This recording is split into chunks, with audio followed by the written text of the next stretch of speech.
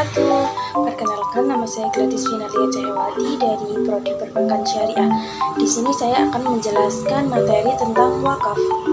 Apa sih wakaf itu? Wakaf berasal dari bahasa Arab, yaitu waqf yang berarti menahan diri. Menurut fikih Islam, wakaf merupakan hak pribadi dipindah menjadi kepemilikan secara umum atau lembaga agar manfaatnya mampu dinikmati masyarakat. Selanjutnya adalah dasar hukum wakaf di Indonesia.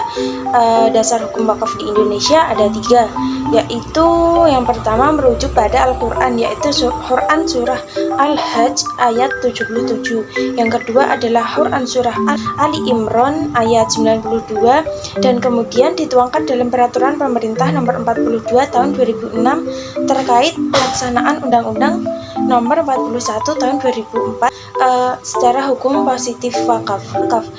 Wakaf sendiri mempunyai 4 manfaat. Yang pertama adalah mendapat manfaat secara religius. Yang kedua adalah meningkatkan hubungan persaudaraan. Yang ketiga adalah membantu pihak-pihak kurang beruntung. Dan yang keempat adalah sarana membangun kepedulian sosial. Selanjutnya adalah jenis-jenis wakaf. Wakaf dibedakan menjadi 4 jenis. Yang pertama adalah berdasarkan objeknya. Wakaf berdasarkan objek dibagi menjadi 2, yaitu wakaf ahli dan wakaf khairi. Wakaf ahli merupakan wakaf untuk keluarga atau saudara sendiri, sehingga pemanfaatannya tidak dapat dirasakan oleh masyarakat umum. Contohnya itu contoh wakaf ahli, yaitu nafkah sehari-hari, membiayai pendidikan adik, dan sebagainya. Sebaliknya, wakaf khairi adalah jenis-jenis wakaf yang diperuntukkan kepentingan masyarakat luas. Contoh wakaf khairi seperti pemberian tanah, bangunan, dan sejenisnya. Yang kedua adalah berdasarkan jenis yang diwakafkan. Ada 3 golongan. Golongan pertama yakni wakaf berupa benda tidak bergerak, di mana bentuknya itu sulit dipindahkan. Contohnya wakaf tidak bergerak seperti masjid, bangunan, pondok pesantren, dan sebagainya. Terus golongan kedua yaitu wakaf bergerak berbentuk barang. Dalam hal ini termasuk seluruh pemberian mudah dipindahkan selain uang. Contohnya itu contoh wakaf bergerak seperti bibit tanaman, surat berharga, air, peralatan, dan lain-lain. Sementara itu, golongan terakhir yakni benda bergerak berupa uang, baik tunai maupun non-tunai. Yang ketiga adalah berdasarkan waktu, yaitu dibagi menjadi 2, meliputi mu'abad dan mu'ahad. Waktu mu'abad merupakan wakaf yang diberikan tanpa batasan waktu, sehingga pemberian tersebut digunakan selamanya oleh masyarakat. Contoh wakaf adalah masjid, fasilitas umum, dan sebagainya. Sementara wakaf mu'ahad adalah wakaf dengan pemberian hak guna yang terbatas. Contohnya contoh wakaf mu'ahad itu misalnya bantuan pasokan makanan, uang konsumsi, dan sebagainya. Wakaf mu'ahad umumnya bersifat konsumtif, bukan produktif.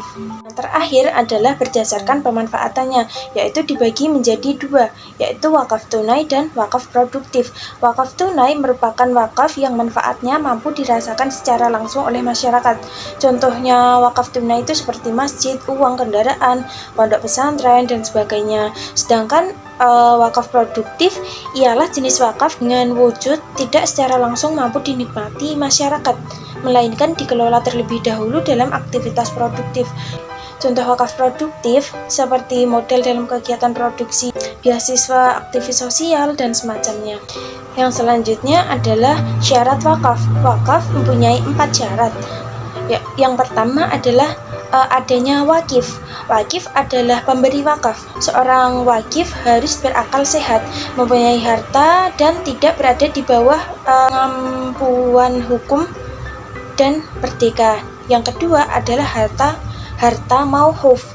Berikutnya syarat wakaf adalah harta mauquf, di mana aset yang diberikan sebagai wakaf wajib mengandung nilai benda halal berwujud nyata dan sebelumnya dimiliki oleh wakil atau sebelum dipindah tangankan. Yang ketiga adalah mauquf alaih, adalah penerimaan harta wakaf baik perorangan ataupun badan tertentu.